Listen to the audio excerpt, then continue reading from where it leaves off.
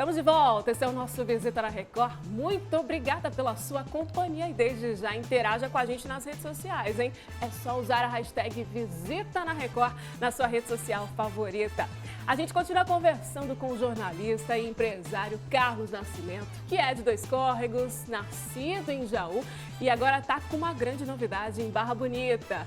Em breve, um dos mais modernos navios fluviais do Brasil, o NM Homero Cranebull, vai iniciar as atividades em Barra Bonita, hein? No primeiro bloco nós falamos bastante sobre ele e faltou um detalhezinho, viu? Tava me contando aqui nos intervalos que, na verdade, um dos grandes sonhos dele é navegar em São Paulo. Será possível mas não isso? não com o nosso navio, né? Eu acho que é importante, a cidade de São Paulo está atrasada nisso.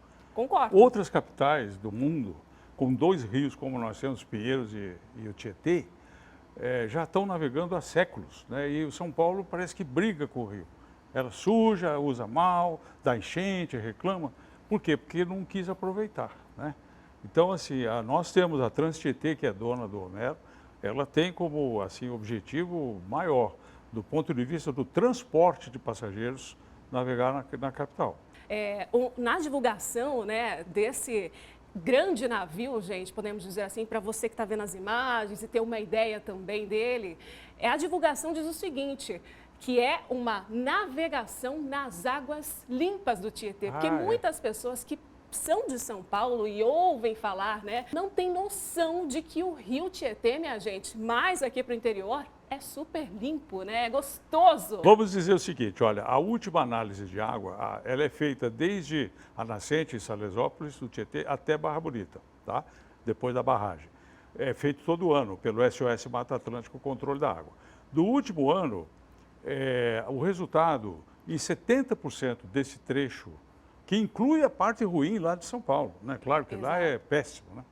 Mas a parte boa e regular é 70% do trecho. Ou seja, quando o rio chega em Barra Bonita, ele tem uma qualidade muito aceitável da água, né?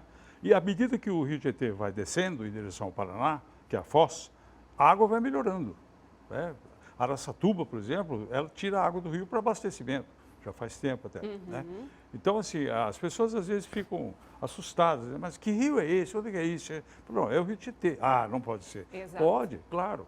Em 300 quilômetros existe uma purificação natural, a água vai batendo, vai rolando, enfim, vai se purificando, vai ficando limpa, né?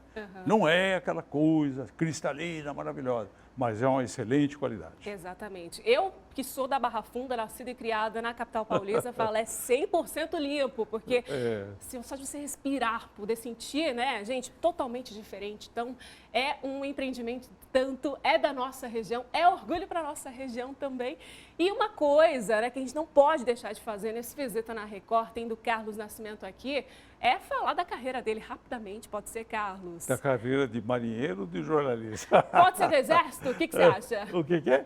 Pode ser da carreira do Exército também? Do Exército? Muitas Não, mas eu pessoas não nunca sabem fui disso. do Exército. Eu Começou? fiz tiro de guerra, eu fiz. Foi. Fiz tiro de guerra. Prestei exame aqui em Bauru, sabia? Olha só, Para academia, isso eu né? não sabia. Mas eu não queria, eu queria ser jornalista. Eu vim fazer exame aqui na 6ª CSM, Circunscrição de Serviço Militar, aqui em Bauru. E aí o oficial examinador, ele viu que eu estava errando tudo, né? Ele falou, escuta, mas você tem certeza que você quer entrar? Eu falei, olha, não, é justamente a minha mãe que me pôs aqui e eu não quero decepcioná-la, o senhor não conta nada para ela, né? Então, na verdade, eu já pensava em ser jornalista na época. E pensava por quê, né? Porque a mãe é professora, é isso mesmo? Minha mãe era professora. E o pai? Meu pai era viajante, vendedor, né? De onde veio essa paixão pela comunicação? Eu não sei te dizer, eu era moleque em Dois Córregos e jogava bola na rua, acho que todo moleque faz, né? E a minha mãe um dia falou, olha, você precisa arrumar alguma coisa para fazer, porque você está com a vida muito folgada, né? Onde você quer trabalhar? Minha mãe. Eu falei, eu quero trabalhar na rádio. Por que na rádio? Eu falei, lá ninguém faz nada, só fica ouvindo música o dia inteiro. Que é o que acham, viu, da nossa profissão. Eles acham que você vem aqui, senta na cadeira, só olha para a câmera e acabou. Entendeu? E fala à vontade, ganha um salarião e está tudo certo. Né? E eu achava isso quando eu fui trabalhar no rádio, né? Achando que eu ia ficar lá escutando música. Então aí eu comecei a gostar Eu era sonoplasta, depois eu passei a ser locutor, depois eu comecei a fazer reportagem, transmitir futebol. Aí foi indo. Aí eu trabalhei no Jornal de Dois Cortes também. Vamos dar uma pincelada para você. Em São Paulo, Carlos Nascimento trabalhou na Rádio Nacional, no programa Globo no Ar. Passou também pelas rádios Excelsior, América e no jornal Super News. Foi colunista também dos jornais Diário Popular, Diário de São Paulo. E antes de trabalhar na Rádio Nacional, ele foi setorista no aeroporto de Congonhas, como ele trouxe aqui para a gente. Só que o primeiro telejornal que ele veio como âncora foi o Jornal da Cultura. E vendo uma das suas entrevistas, você disse o seguinte, Carlos, que a ida para a televisão foi mais uma necessidade do que uma escolha. Sim, eu trabalhava na Rádio Nacional e aí a TV Globo começou a fazer trânsito e eles queriam um repórter que pudesse entrar de madrugada falando do trânsito e tal. Eu tinha certa facilidade em fazer isso e eu percebi que a televisão, isso foi em 77, eu falei, a televisão engoliu o rádio naquela altura, eu falei, é lá que tem coisa para fazer. Então eu realmente fui por causa disso, eu achava que a fase do rádio estava terminada, né? E aí que eu comecei depois a fazer televisão, é verdade isso aí. Show de bola. Não é que eu morria de vontade, entendeu? Sim. Eu fui realmente porque o caminho era esse. Porque era carreira ali. E realmente deu certo, né? Porque depois, gente, ele foi ancorar o Jornal da Record, onde recebeu o prêmio APCA, Associação Paulista de Críticos de Artes, por 2 anos seguidos. E logo depois ele voltou para a Globo. Foram 28 anos na emissora, passando por telejornais de diferentes linguagens. E foi onde ele gravou o primeiro Globo Rural. O primeiro Globo Rural, dia 6 de janeiro de 1980. Montou-se uma redação que era para fazer um programa de agropecuária, que na época o agro não era tão importante como é hoje, mas a gente já sabia lá. Já. E aí precisava de um caipira para fazer a apresentação. Um VIP. E aí o VIP, eu vindo do interior paulista, é claro, né? E aí me convidaram e eu gostei, comecei, fiz reportagens também no Globo Rural. Isso é uma das coisas mais importantes que eu fiz na minha carreira, né? Com certeza, Que né? não só o Globo Rural virou um programa importante, como a agropecuária. Total. Hoje no Brasil é o nosso principal fator de produção. Aí começou também lá na Globo, você vai lembrar disso, né? Aquela popularidade durante a cobertura da morte do presidente Tancredo Neves, em 1985. Foi também dentro da emissora o primeiro repórter a apresentar o Jornal Nacional. Como é que foi esse dia, hein? Olha, foi muito interessante. Era a época do governo Collor e estava começando aquele movimento do impeachment. E a TV Globo não tinha se decidido ainda para que lado ia, ou como é que ia fazer e tal. Então eu fui para o Rio de Janeiro para apresentar o Jornal Nacional. Primeiro do meu lado tinha o Cid Moreira, né, que eu ficava tremendo só de ver. E eu abria o jornal, o Boa Noite era comigo, a minha estreia e era o meu Boa Noite, né? Uhum. E aí eu sabia o texto, já tinha estudado, já tinha lido, cheguei lá, sentei na frente da câmera, como eu estou aqui assim, né? Quando eu olho ali no teleprompter, estava escuro, não tinha nada. Ele falou assim, lê o que está escrito. Não Aqui era no nada ouvido, do né? que eu tinha ensaiado. Era uma notícia nova e é o dia que a TV Globo resolveu entrar na cobertura do Collor. Então foi um texto de 2 minutos, eu sei lá, era uma coisa que não acabava mais, né?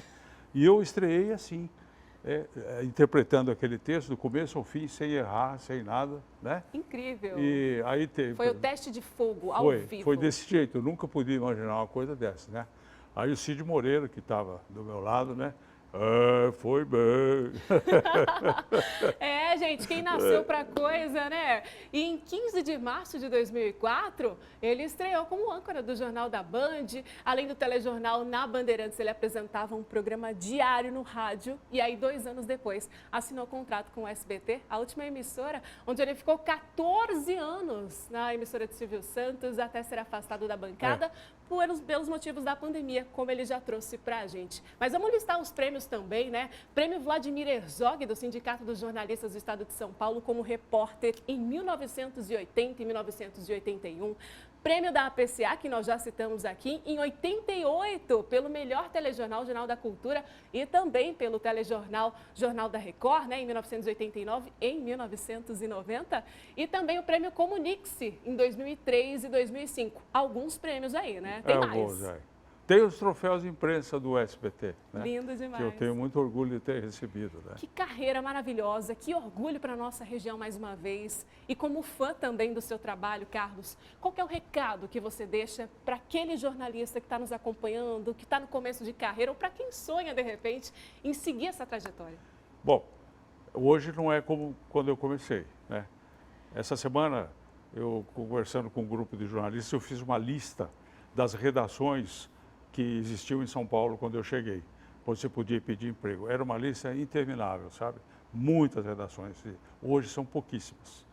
Então significa o quê? Que quem quiser seguir carreira no jornalismo tem que ser muito bom de bola, né? Tem que se dedicar demais, gostar da profissão, vai ter que se esforçar muito mais, ganhar menos, né? E se virar com muito mais naturalidade.